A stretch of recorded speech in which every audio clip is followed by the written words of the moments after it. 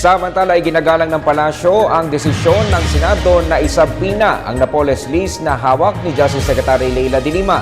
Ayon kay PCOO Secretary Sunny Coloma, bahagi ito ng proseso ng Senado sa hangaring mapanagot ang mga taong sangkot sa pork barrel scam. Si Elena Luna ang ating tagapagbalita.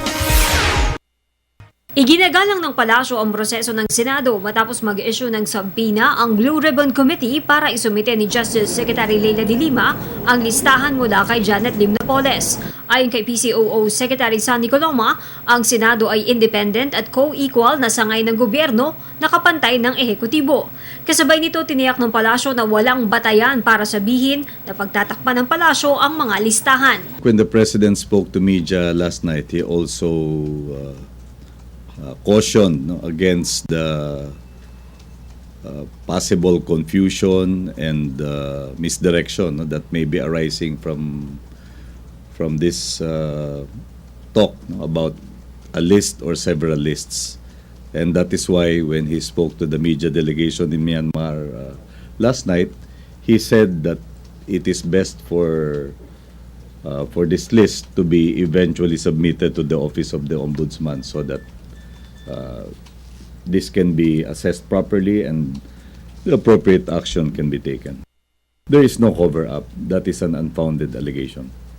May hawak din na listahan ng mga pangalang sangkot sa pork barrel scam si Rehabilitation SAR Pantilo Lacson mula kay Napoles.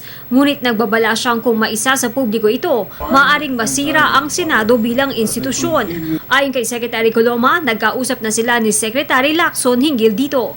Katulad ng pahayag ni Secretary Lacson, naniniwala kami na mahalaga ang integridad ng Senado at Kamara de Representantes bilang mga institusyon ng pamahalaan. Dahil dito, dapat alamin kung mayroong konkretong ebidensya na maaaring maging batayan sa paghaharap ng usapin. Sa magiging pagdinig ng Senado, posibleng ipatawag ng Blue Ribbon Committee sina de Lima at Lacson. Maaari itong pigilan ng Executive Order No. 464 na siyang ginamit noon ng dating administrasyon para ipagbawal ang pagharap ng mga cabinet officials sa investigasyon sa Kongreso. Ayon sa palasyo, mas mainam na hintayin magkaroon ng imbitasyon sila magkomento. We will just wait if there is any such call on the Senate before we comment on anything because that would be purely speculative. Para sa Telebisyon ng Bayan, Elena Luna.